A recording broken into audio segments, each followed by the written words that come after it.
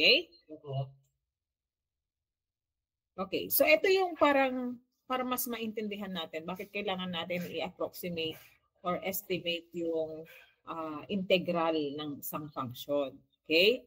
Sabi niya, in most cases, the evaluation of definite integral, okay, is either impossible or else very difficult to evaluate analytically.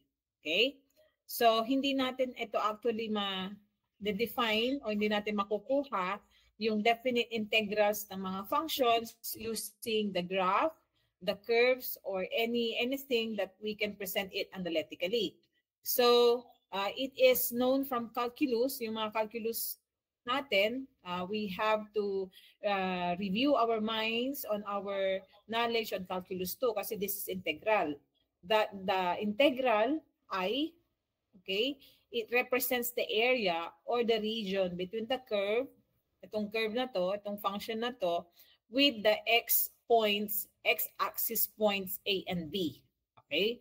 So, ang ibig sabihin nito, i-estimate natin o i-approximate natin itong area na to. Itong makikita nyo itong area na to na mayroong gray hanggang dito actually sa may white area. Basta below the curve, forming below the curve up to the line x sub A and x sub B.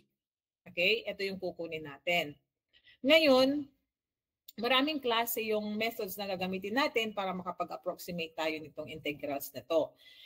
I repeat, integral I represents the area. Okay, so it is the area of the region between the curve y, f of x, and the lines xa and the xb. So very significant po na alam din natin yung xa, x sub a, and x sub b.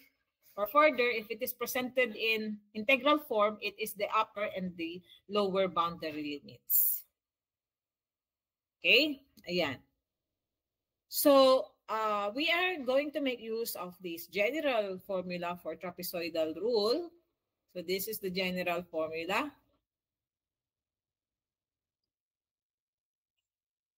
Ayan. I is equal to B minus A. Ito yung upper and the lower boundary limit multiplied to the f of A.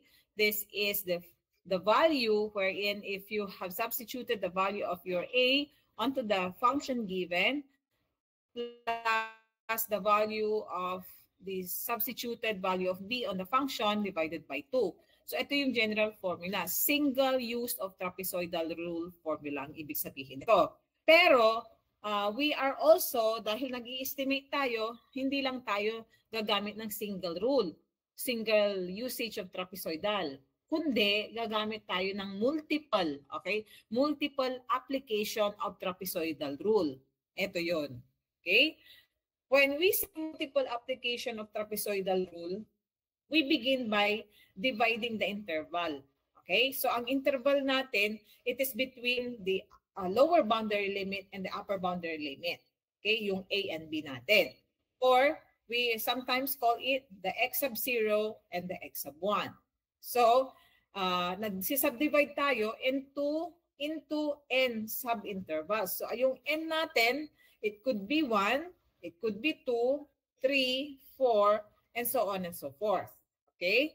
So, sabi niya, each with size h. So yung bawat n natin, it also has a size h. Para if we are going back onto this figure, tingnan niyo. Nakikita niyo ba yung, bumalik ako dito sa graphical depiction, nakikita niyo ba?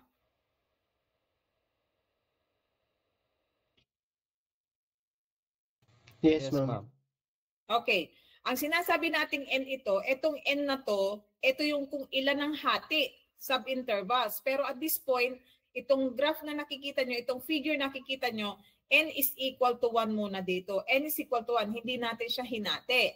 Okay? And then, syempre, ang h niyan, ang h nito, kung gaano kalaki itong interval na to, ay itong n na to, itong segment na to. So, this is your h. Ayan.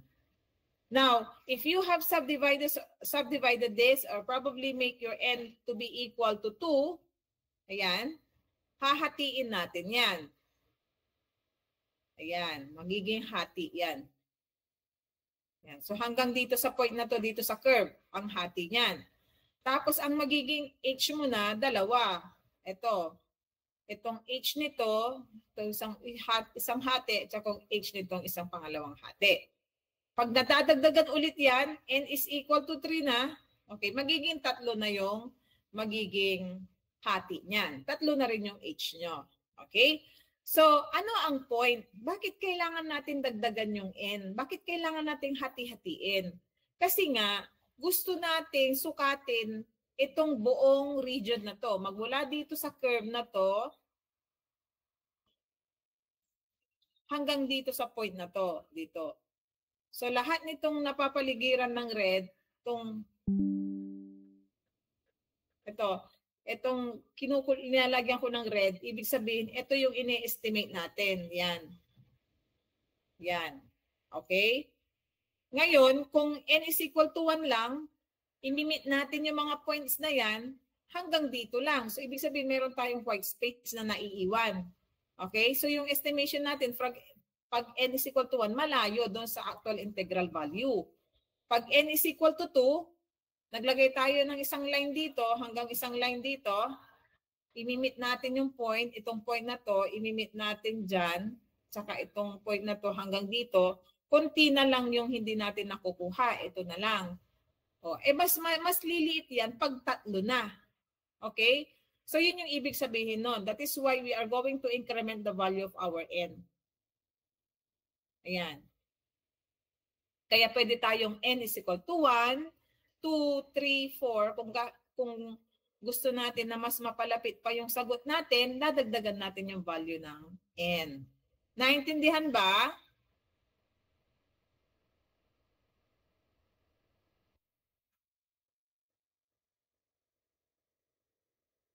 Hello? Yes po, ma'am.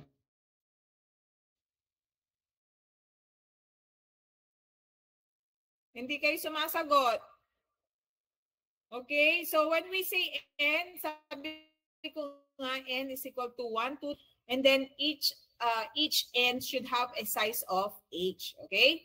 So ano ang formula for h? H is equal to b minus a divided by n. Our b is the upper boundary limit and our a is the lower boundary limit. Okay? Divided by our n. Ito yung n natin. This is our segment.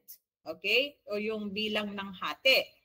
Ayan. So number of equal segments and h is the equal spacing between segments. So yun yung ibig sabihin nitong formula h na to. Okay? Ito yung sinasabi ko kanina. Ito yung explanation bakit kailangan natin magdagdag ng value ng segments or bakit kailangan nating hati-hatiin. Okay? Tingnan niyo, nung isa pa lang yung n na ginagamit natin, okay? Kung makikita niyo yung figure niya, ganyan yan. Pag nakikita niyo yung figure niya pag ganito, malaki yung space, di ba? Malaki yung space. Ito yung space na nawawala. Hindi natin na-estimate. Pero nung ginawa nating dalawa, lumiit yung space. Ito na lang. Okay? Nung ginawa natin 3, ito na lang din. Mas lumiit siya. Okay? Mas lumiit siya. So, ibig sabihin, the more we increment or add the value of segment, mas lumiliit or mas lumalapit yung value ng ating estimates of integral doon sa actual integral value. Yun ang ibig sabihin nun. Okay? Kaya hindi ho tayo dapat nag-i-stick sa n is equal to 1. The more we add the segment, the more closer is our answer or our estimate. Okay? Ayan. So, we are going to follow a trapezoidal rule pattern with the formula I is equal to h divided by 2. O, huwag niyo kakalimutan, yung h pa rin natin is b minus a over n. Okay? Divided by 2, multiplied to f of x sub 0. Ito yung f of xa or a. Tapos ito naman yung f of x sub n is your f of b. Okay? Ito yung function when you substituted the lower boundary limit, and this is the function, the value of the function, when you substituted the value of the upper boundary limit. Tapos yung nasa gitna ng mga functions natin, depending on the interval that we have created, will be multiplied to 2 and then sum it up. Okay? Summations. Okay, so that will be our trapezoidal rule pattern. Now, we are going to use this into this example. Nakikita niyo na yung example? Yes, ma'am.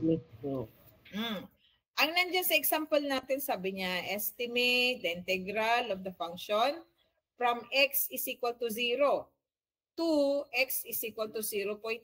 So if you're going to analyze this one, this is your A, this is your B, or this is your lower boundary limit, and this is your upper boundary limit. Okay? Now, we are going to estimate the integral using trapezoidal, and then multiple application of trapezoidal rules. With the function f of x is equal to 0.2 plus 25x minus 200x squared plus 675x cubed minus 900x raised to 4 plus 400x raised to 5. Okay. Pag isosolve mo raw ito using the classical method, ibig sabihin, ito yung method of finding the integral when equals to. Classical method ang tawag natin dyan. So, we found out in the solution for the classical method of solving for the I, ang lumabas is 1.6404. Ito po ang function na ito, guys. Okay?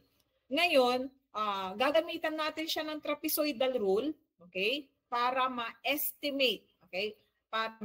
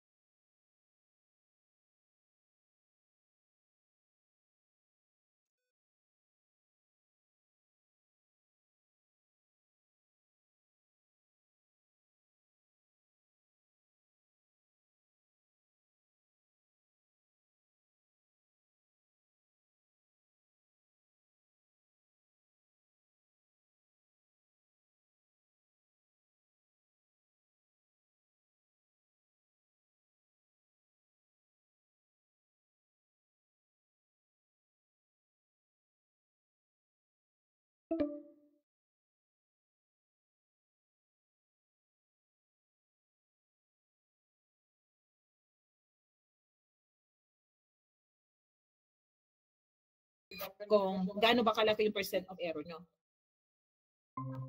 Wait lang, may klase pa ako. Okay, so ganun yung ano. So hindi laging kailangan ha. Baka sabihin nyo, dala-dalawa ang solusyon. Hindi lagi hong kailangan ng classical method. Okay? Ayan. So let us start with the trapezoidal rule. Naintindihan ba? May tanong kayo? No, ma'am. Nakakasunod kayo ha? Yes po, ma'am. Bakit nga ulit mayroon tayong sinusolve na classical method in solving for the integral? Sige nga, kung may nakikinig sa inyo at naiintindihan niyo. Bakit kailangan nating isolve yon? At the moment. To estimate po, ma'am. Para? Ano yun, Justin? Hindi ko naiintindihan. Ma'am, to estimate po. To estimate? Are you sure? Is it for estimation or ano? may isang bagay pa dyan bakit kailangan natin, bakit sinold natin ang classical solution, bakit nag-solve tayo using the classical solution?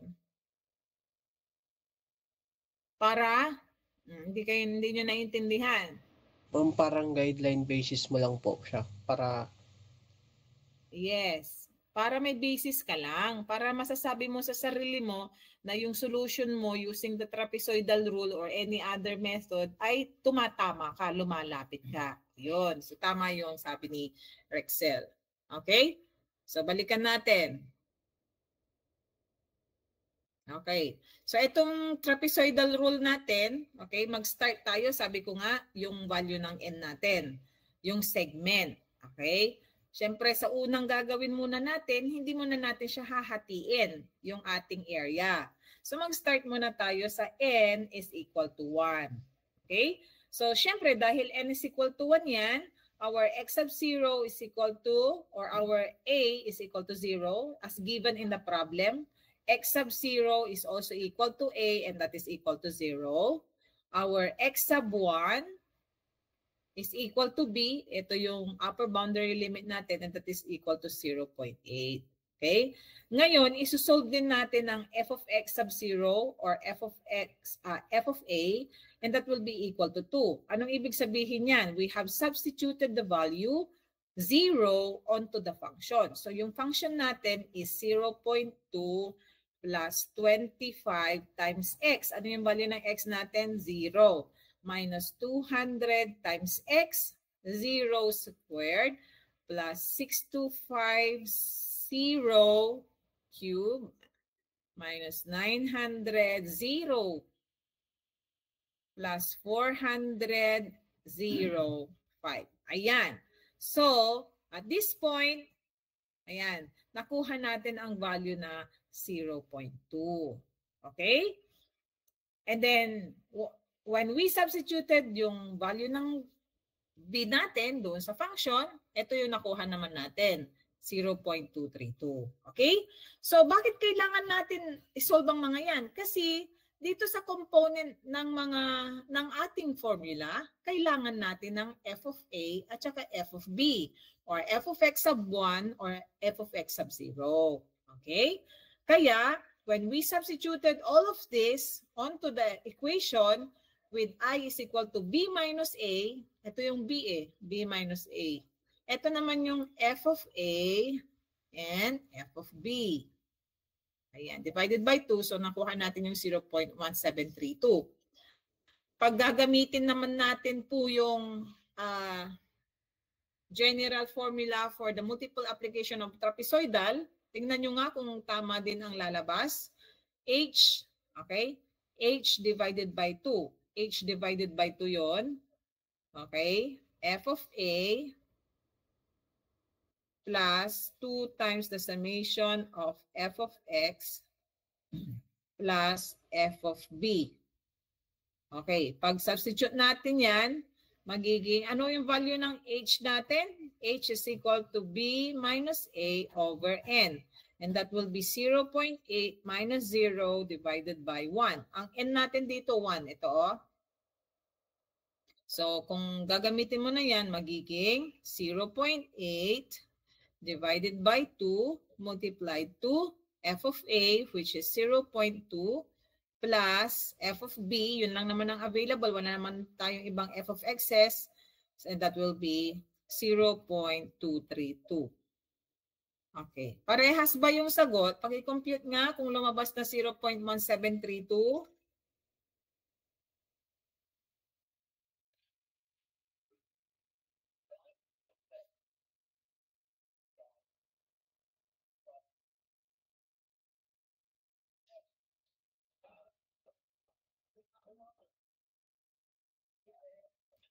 Sinusolve nyo ba? O wala kayong mga calculator? Ano ang sagot?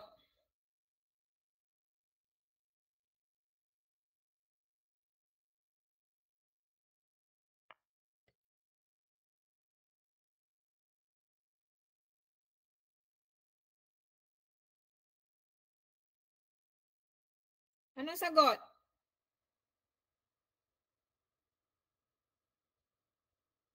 Yun naman sagot. 0.1728.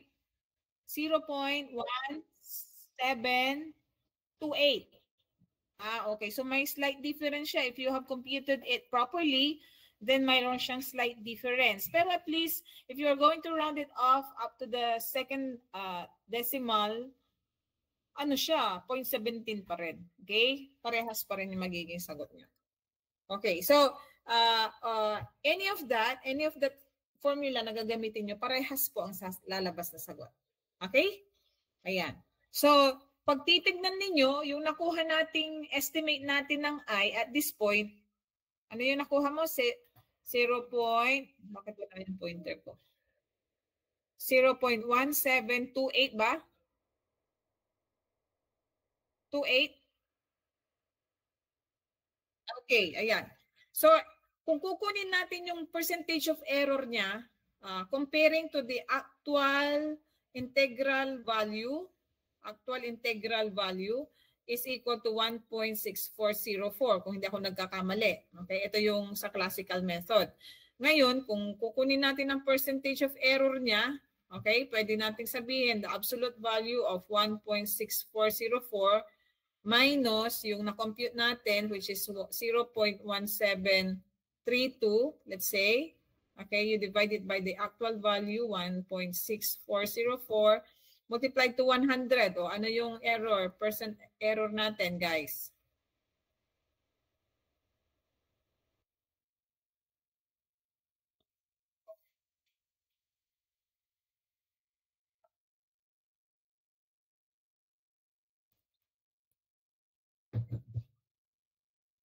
Oh, isolve nyo ah. Ang dami-dami nyo, hindi kayo nagsisolve. Ilan? 0.8924, ma'am. Hindi magiging point yan. Times 100 mo, guys. Times 100 mo. Ilan? 39? 89%? Okay, 89% point. Let's say 0.44. Okay, 4. So, kung titignan ninyo, kumpara yung na-estimate natin value, okay, ng ating I at doon sa ating actual integral value, 89.4% ang error, ang laki, di ba? Kasi kung titingnan niyo yung figure at n is equal to 1, marami pang white space ang nandoon. Okay, na naiwan. Kaya hindi tayo magsisettle sa n is equal to 1. Dadagdagan natin ng segment. Gagawin natin n is equal to 2. Ayan. So, itong next slide natin, ang n na natin dito, 2. Nakikita nyo ba? Yes, ma'am. Okay. So, kung n is equal to 2, okay, ano ang value ng h natin? Ang h natin will be equal to 0.8 minus 0. Ito yung b natin, b minus a, divided by 2. Kaya ang h natin is 0.4. Okay?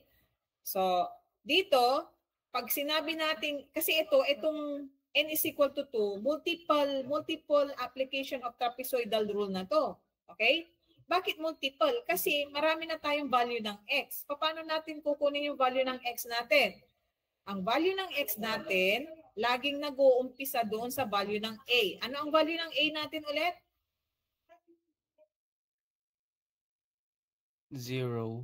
0. Very good. So, ilalagay natin 0. Tapos, para makuha natin ito, so our a is equal to x sub 0. Para makuha natin ang x sub 1, okay, dito sa susunod, i-increment natin. We are going to have an equation which is a plus h. Oh, so ano magiging value natin?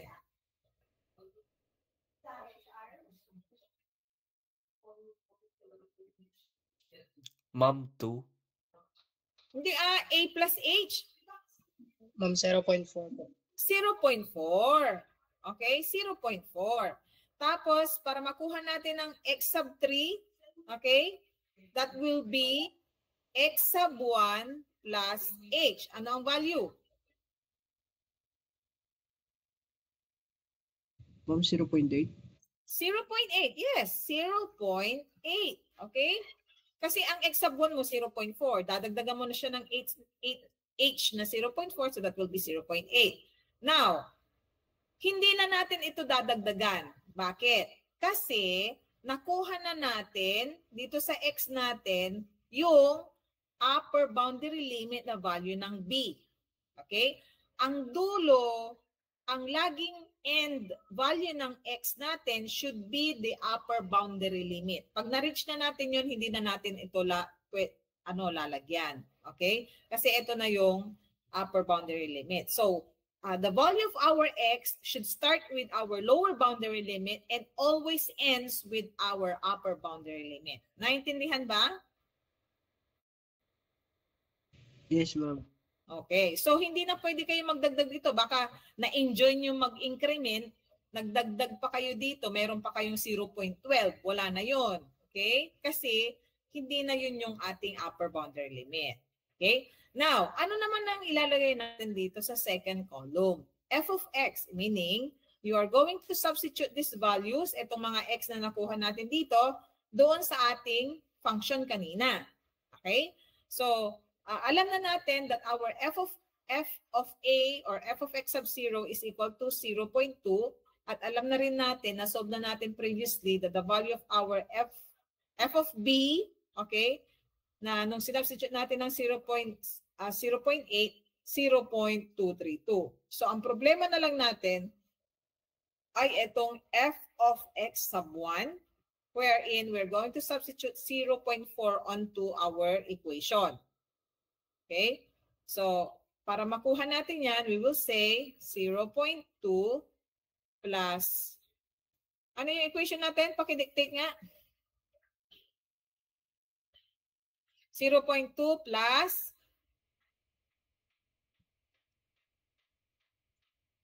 nandito sa screen, guys. 25, ma'am. 2, ilan? 25? 25. Okay, 25 multiplied to our x, which is 0.4, plus, ilan? Ma'am, minus 200. Ay, minus ba? Sorry. Sorry, wait lang, para mas malinaw natin. Hindi ko kasi nakikita dito dahil natakpan siya ng... Wait lang, ilisin natin para malinaw siya.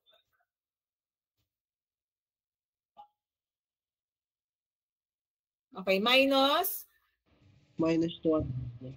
200 x squared. Yes, Tama ma'am. ba?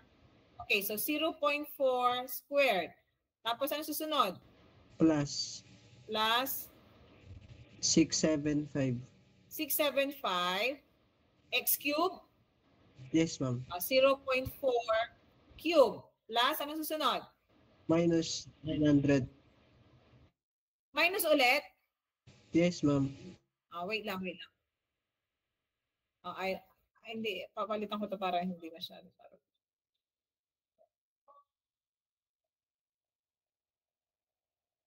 Okay, so minus ilan? 900 po. 900 x raised to 4. Plus ulit. Yes, ma'am. Plus, ilan yung value? Ilan? 400, 0.4 raised to 5. Okay? So, you can now compute. Ano yung ilalagay natin dito? Yan. Isolve nyo yan. And then, ito na yung magiging sagot natin dyan dito. Natin ilalagay.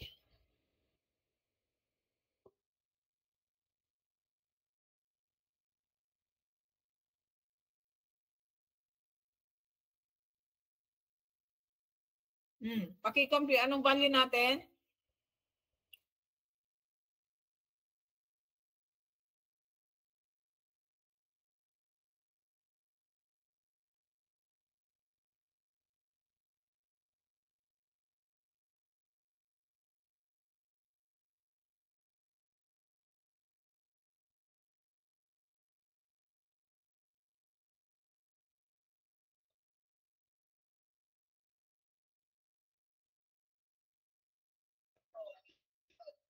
Anong value?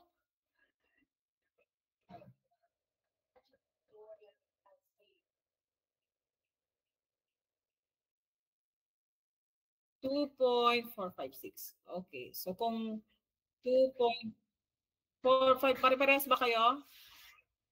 Okay. So kung yan ang na-compute nyo, yan ang ilalagay natin dito. Okay?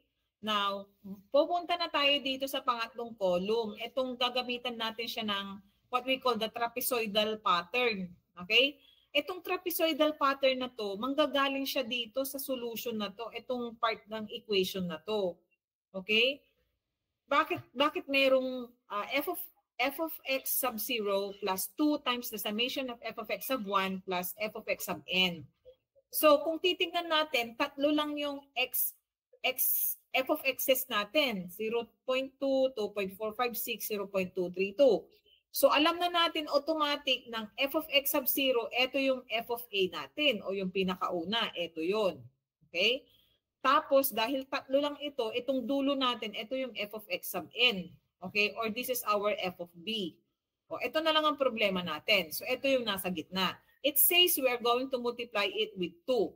So, ang gagawin natin, 0.2, summation niya na, plus, okay, 2 times 2.456, okay, plus 0.232. O ano ang sum?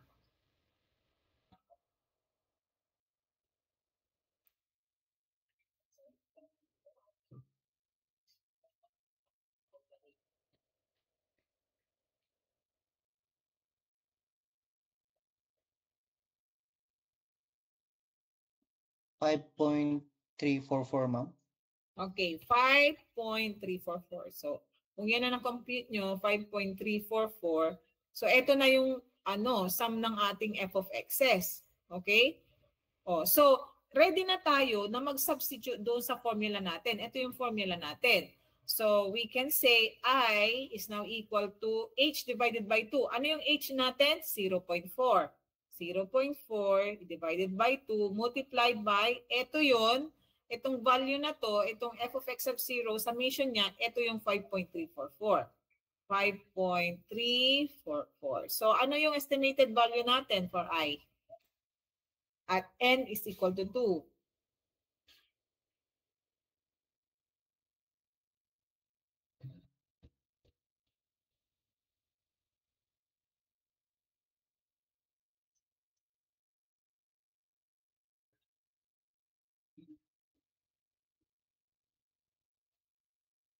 Ma'am, 1.0688. 1.0688. 1.0688. Okay. So, ito na yung estimated value natin ng I. Okay? At n is equal to 2. Now, kung titingnan ninyo, 1 point something na siya. So, parang lumalapit na yung value niya. Now, para makita natin kung gaano kalayo or gaano kalapit, we are going to compute for the percentage of error. Okay? So, error percentage nito is equal to 1. Siyempre, comparing doon sa actual ha, 6404 minus 1.0688, okay, divided by 1.6404 times 100. O, ilan ang percentage of error?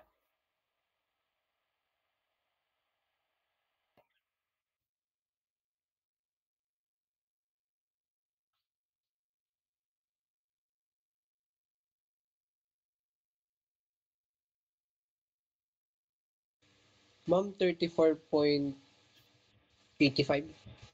35.85, okay? So, Ma'am, look, 34.85. 34? Ano? Yes, ma'am, 34.85. Okay, so 34.85 or 35%.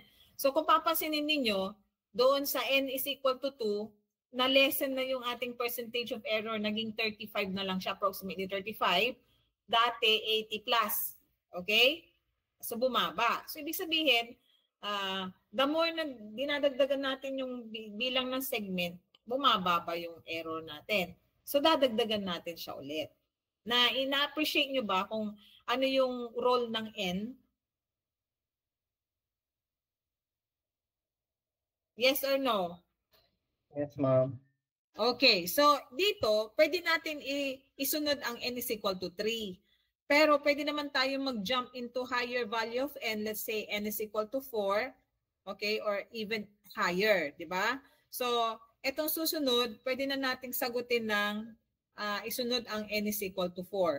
Okay? So, try na nating mag-jump sa n is equal to 4 para mas malaki yung ating chance o na mapababa pa yung error ng ating estimations. Okay? Ayan. So, n is equal to 4. Siyempre, i-compute natin ang value ng h. H is equal to b minus a divided by n, and that will be 0.8 minus 0 divided by 4, 0.2. Okay? So, yung h natin dito, 0.2. Ano nga ulit yung mga excess natin? Anong value tayo mag-uumpisa?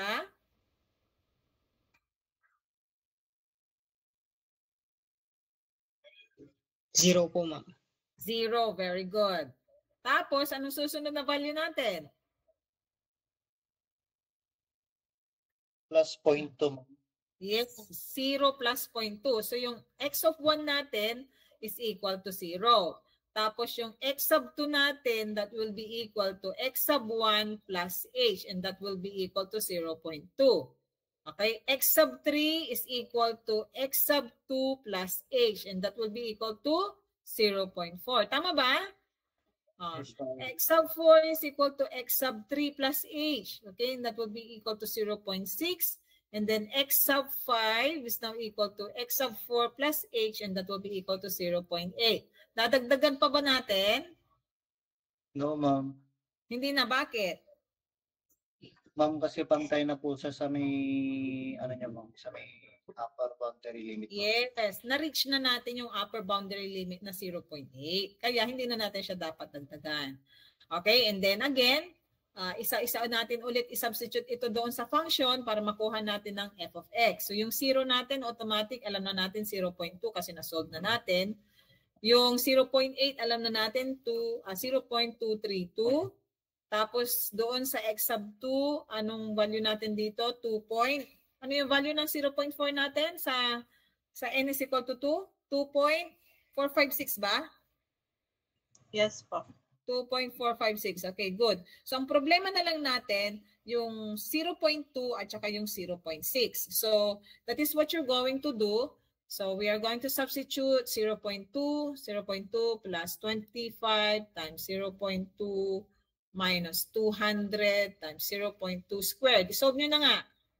675, 0.2 cube minus 900, 0.2 raised to 4, plus 400, 0.2 raised to 5. Okay? Tapos yung isa, 0.2 plus 25, 0.6 square, 0.6 minus 200, 0.6 squared, 675, 0.6 cube, minus 900. I-automatic nyo na dyan sa calculator ninyo para mas mabilis. Ayan, 0.6 raised to 5. Yan. Anong value natin dito sa 0.2? Ma'am, 1.288. 288. How about here sa 0. Sinong nag-solve dito sa may 0.6?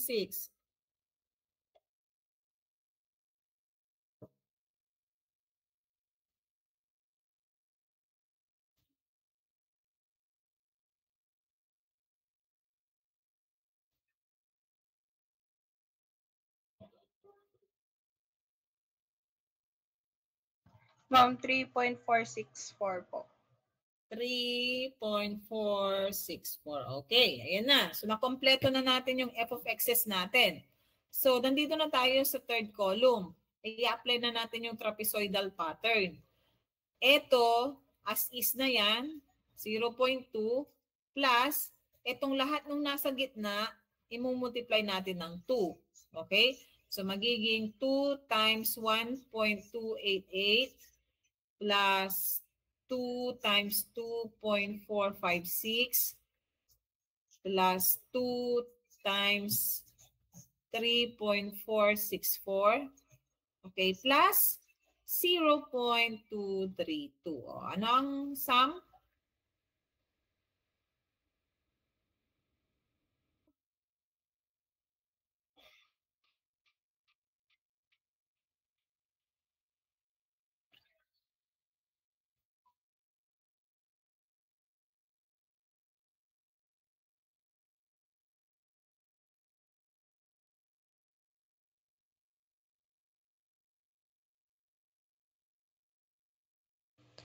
Ma'am, 14.848.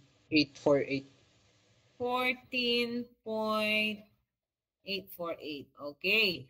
Ayan. So kung tama yung solve ninyo, meron na tayong value na 14.848. Ngayon, dahil meron na tayo lahat ng component ng equation natin, so we can now directly substitute this onto the equation for I. So I is equal to H divided by 2. So ang H natin, 0.2 divided by 2 multiplied to the summation of our f of x's, and that will be 14.848.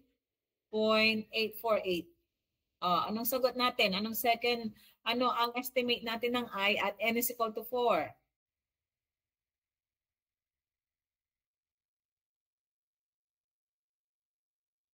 $1.4848, ma'am. Okay, so 1.4848. Okay? So, mas lumapit na yung sagot natin. Yung sinundan nito, 1.0688. Now, we come up with 1.4848. So, the percentage of error, compute for the percentage of error again, basing on our actual integral value, which is 1.6404. Sige nga, compute nyo. Okay, divided by 1.6404 times 100. O, ilang percentage na kaya ngayon?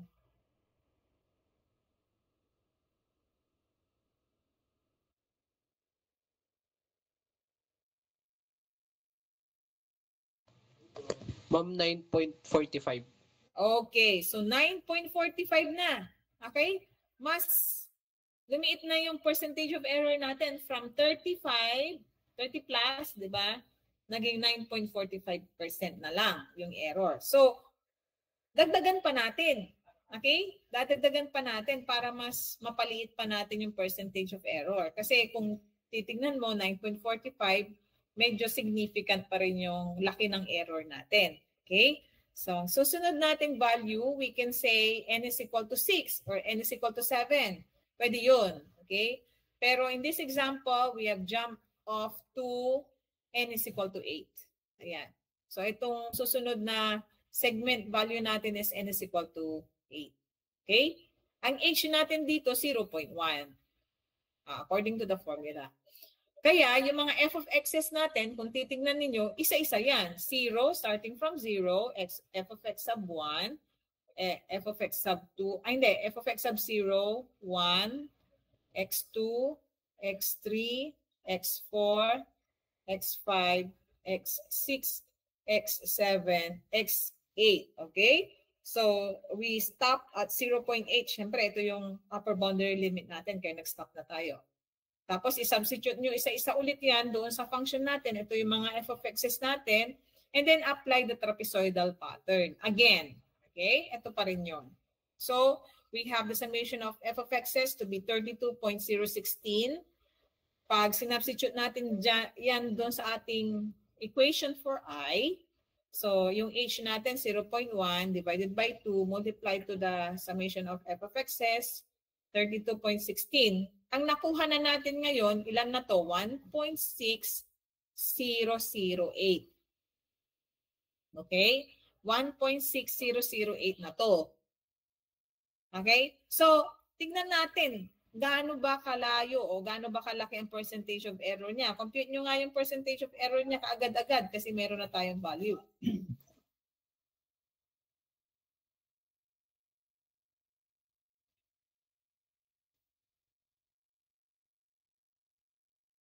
Ilan?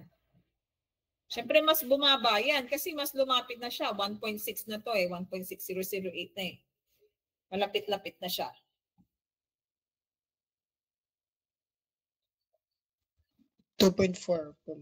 Oh, 2.4%. So from 9%, 9-point-something percent, bumaba na siya sa 2.4%. So if we're going to move further, pwede natin gawin ng n is equal to 12 o n is equal to 15, mas mapapaliit na natin yung ating percentage of error. Or, depending on the request of the problem. Okay? Pag ang problem, sinabi niya, estimate the value of I, parang up to correct, okay? Estimate the value of I, correct up to, correct to 3 significant figures. Sabi niyan ganyan, ibig sabihin, yung value natin ng actual integral value na 1.6404, dapat tatama yung ating estimate 1.64. Okay? So itong estimate natin ng n is equal to 8 na 1.6, hindi pa to tama. So dadagdagan pa natin. Okay? Magdadagdag pa tayo ng value ng n. Okay? Kasi aabutin natin na ang magiging sagot natin, correct up to 3 significant figures. Okay? So 1.64. Pero kung ang sabi naman ng problem, the estimate should be or the relative percentage of error is 0.1%.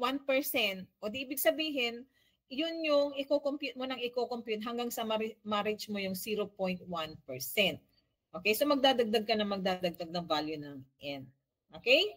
So yun na lang ang titignan ninyo para masabi nyo na kailangan nyo nang huminto. Kailangan nyo hanapin yung terminating condition. Kailan kayo hihinto. Kasi at this point, pag hindi nyo po hihintoan na pagdadagdag ng n, unless you come exactly onto the value of our actual integral value, then you're going to stop. Yun yun. Pag nag-equal ka na dito sa value na to, yung actual integral value natin.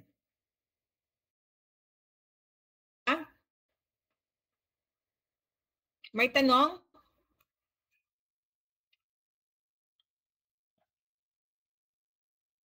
Wala po, ma'am.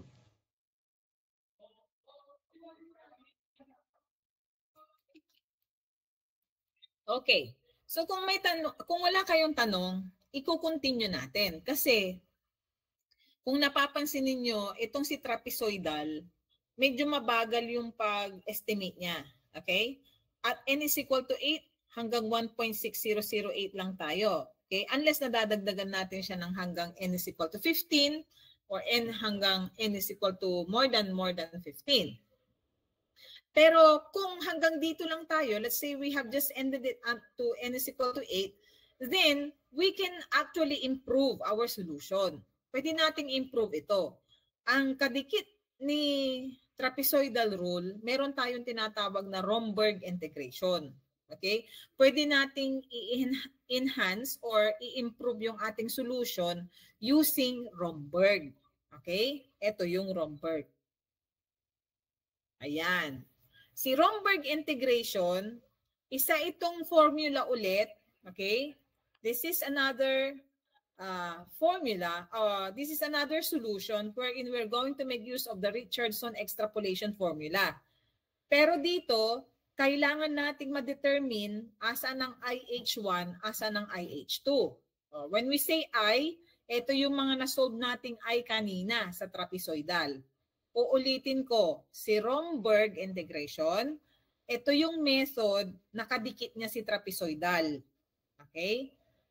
Pwede nyo i-apply si Romberg kung na-solve nyo na si trapezoidal. Nakapag-solve na kayo using trapezoidal.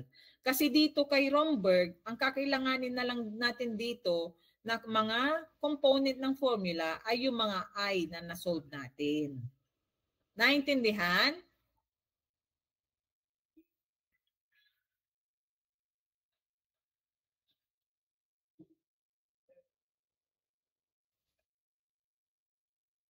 Naintindihan? Hindi. Ba't hindi kayo sumasagot?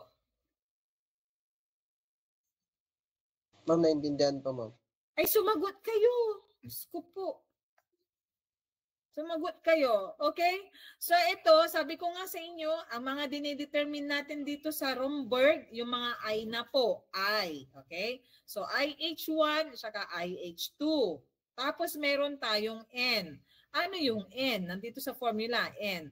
Itong N na to, we call this the extrapolation order na may minimum number of 2. So wala siyang extrapolation order 1. It is always n is equal to 2. Yun ang pinaka-minimum.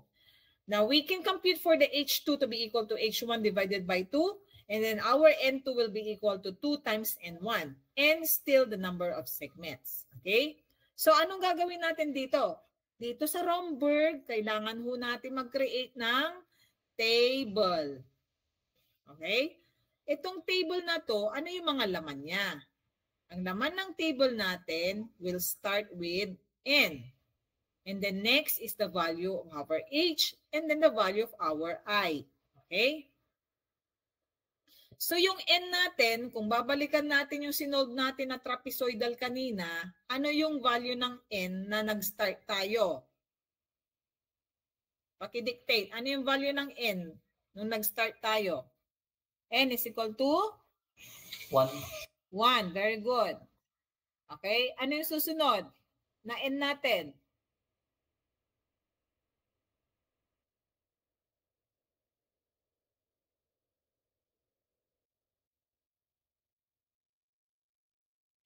Oh, ano yung susunod na N? Ma'am, 2. 2. Tapos? 4. 4. And then? 8. 8. Okay. So, ito yung mga value ng N natin. Unless na nadagdagan nyo pa. Let's say hanggang 12 pa kayo, hanggang 15. So, ilalagay nyo yan dito. Okay. So, yung H natin dito, sa H, ang H ng N is equal to 1 is 0.8. Ang H ng 2 is 0.4 ba? Likan nga natin. Sige, so let's try 0.4, 0.2 yata, tapos 0.1. Okay, so ito yung mga H natin. And then we have 1, H is equal to 0.8, 0.7 yata yung ating I. Tapos at N is equal to 2, H is equal to 0.4, we have 1.0068. Ay 688 pala. And then at N is equal to 4, H is equal to 0.2, 1.4848 if I'm not mistaken. And then lastly is 1.600 something. Okay? So ito yung mga nakuha nating I. Kaya dito kay Romberg, kailangan nating i-summarize lahat ng mga sinolve natin using trapezoidal rule. Tapos yung mga susunod na column natin, okay? Ito na yung mga extrapolation order. Okay? We have the minimum order of 2. So we will say N is equal to 2. Tapos next to that is N is equal to 3. And then next to that is N is equal to 4. O kung ilan yung aabutin mo. Okay? And then that is where we're going to start our solution for Romberg. Okay? Ayan. So tingnan natin sa susunod. Ito po yun. Ito po yung naka-table na. Ayan, so extrapolation order number 2, tapos isolve natin ulit yung I. Itong I na to, ito para ma-solve natin itong IN na to, manggagaling yung mga value dito at saka dito. Okay? So kung titingnan niyo yung ating solution, ating formula, kailangan natin ng IH2 at saka IH1. So dito sa dalawang to, ito po yung IH1. Ito yung IH2. Depending on the formation of your N. Okay? Ito,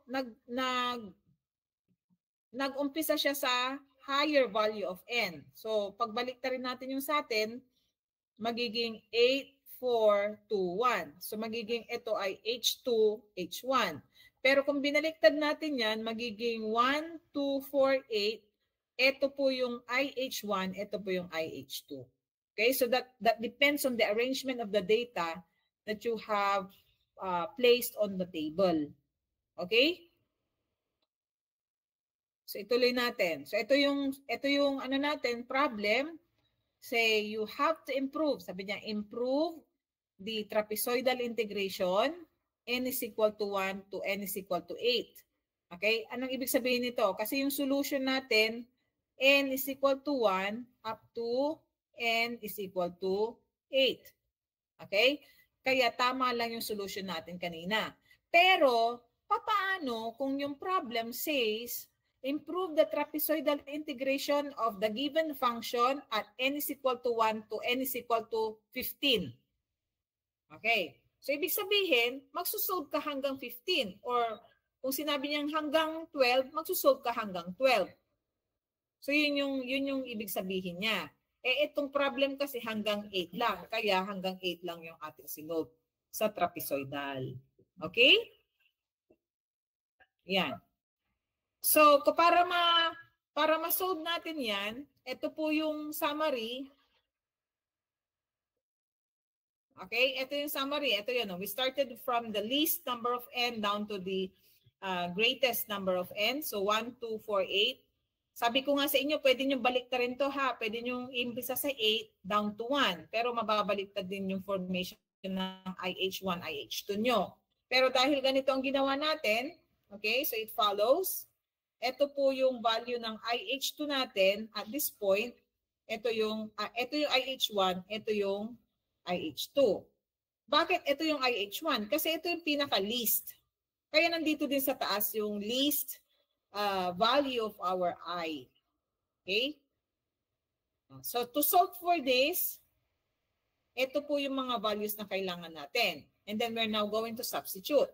So para ma-solve natin yan, we are going to make use of this formula. We will say I is equal to, IH2 natin dito, 1.0688. Okay, plus 1 over 2 raised to n. Nasa 2 tayo. N. Kaya 2 raised to 2 minus 1 multiplied to IH2, which is 1.0688 minus our IH1, which is 0.1732. Okay. Ano yung solution natin dyan? Ano yung value? Pakisolve.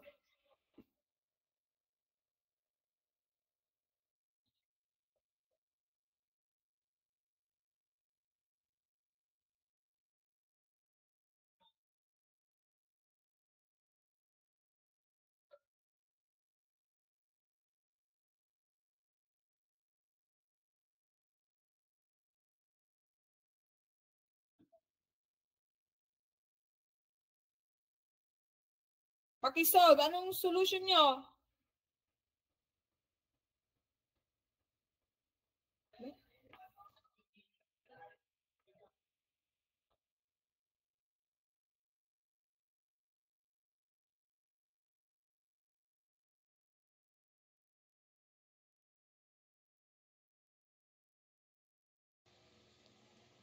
Ma'am, 1.3675.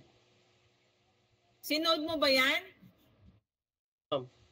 Ni-round off ko lang po. Okay, 1.3675 din yung nakuha mo. Yes po. Okay. So, that is how you're going to do it. Kaya pag isusolve mo naman ito, itong nandito sa ating next cell, ito naman yung IH1 mo, ito naman yung IH2 mo. Okay? Sunod-sunod lang yan. Ito yung IH1, ito yung IH2.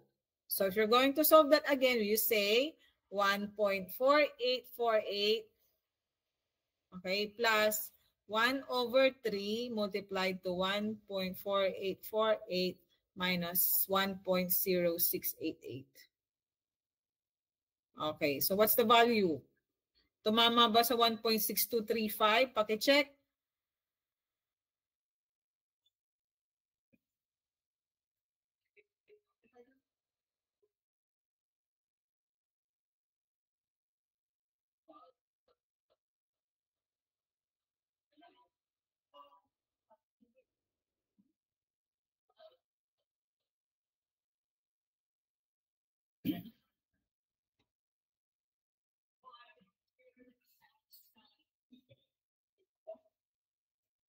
Ay, ako na.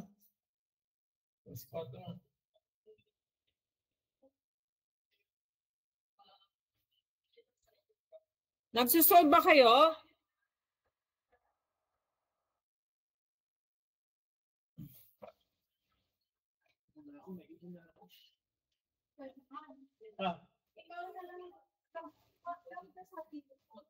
Yung ilan daw kayo pumunta sa Cheb? Apat? real sa mga server display. Ayun, fill out naman.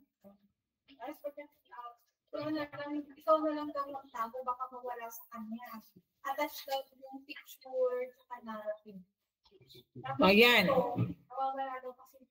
Tingnan nyo tong tingnan nyo tong solution natin. Ito lang yung mga magiging natin, components ng ating I, okay? At extrapolation number 2. Now we go to extrapolation number 3.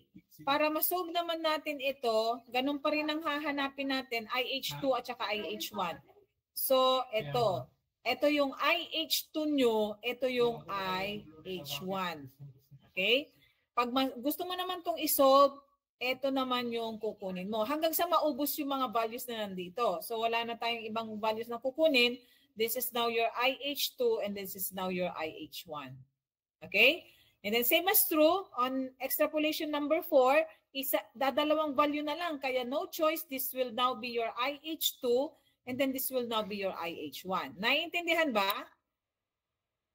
Yes, ma'am. Okay. Pero guys, baka hindi nyo na po napapansin, pag nandito tayo sa extrapolation number 3, okay, pag magsusolve kayo ng I, it will be, let's say we will try this one, the 1.6418, ito yung IH2 ninyo. Ay, hindi.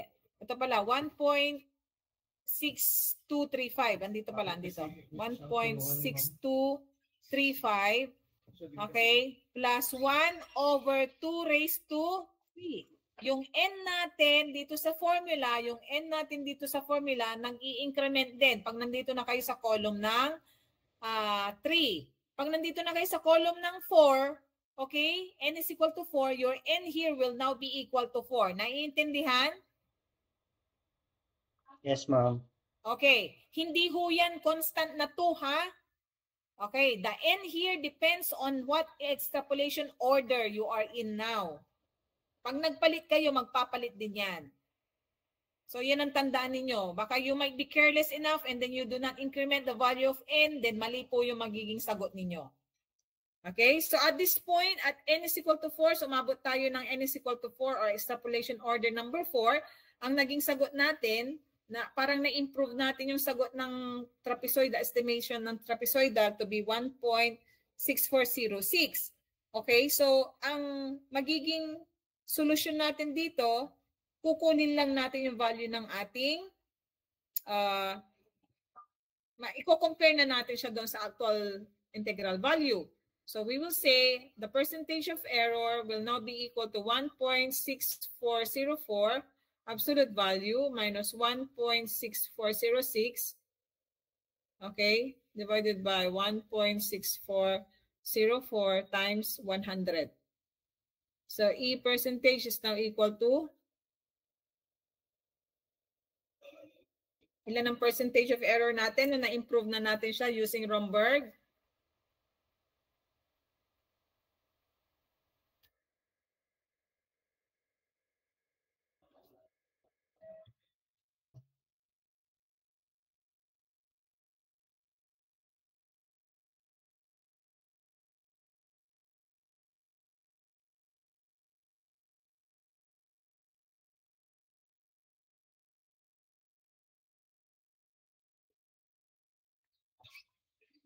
.0121. Ilan? 0.121 0121. or 0.0121? 0121, ma'am. Kaya nga, 0.121? 0.0, ma'am. 121. Ayan, 0.0121%. Okay?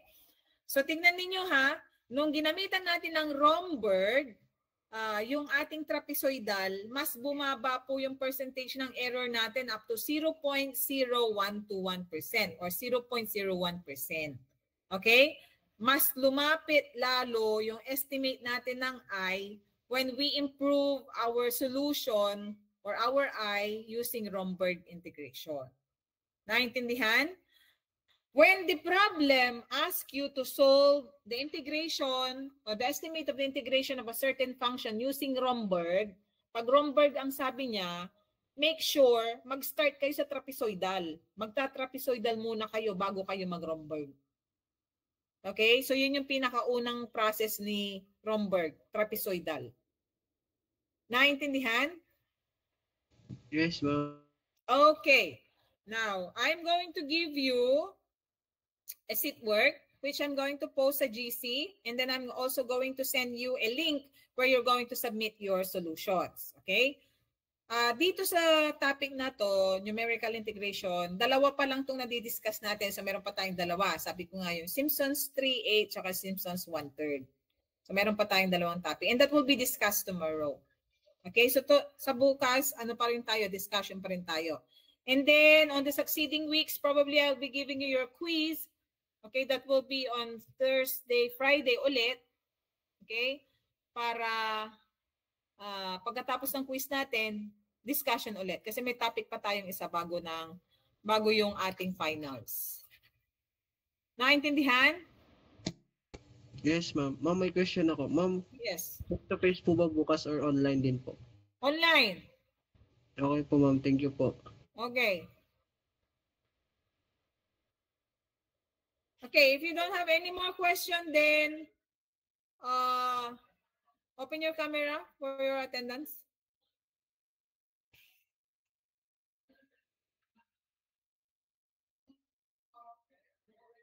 Bilis. Ayan, open nyo yung camera ninyo.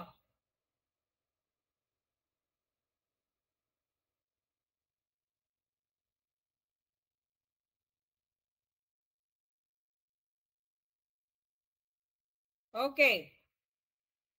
Okay, 1, 2, 3. Okay na.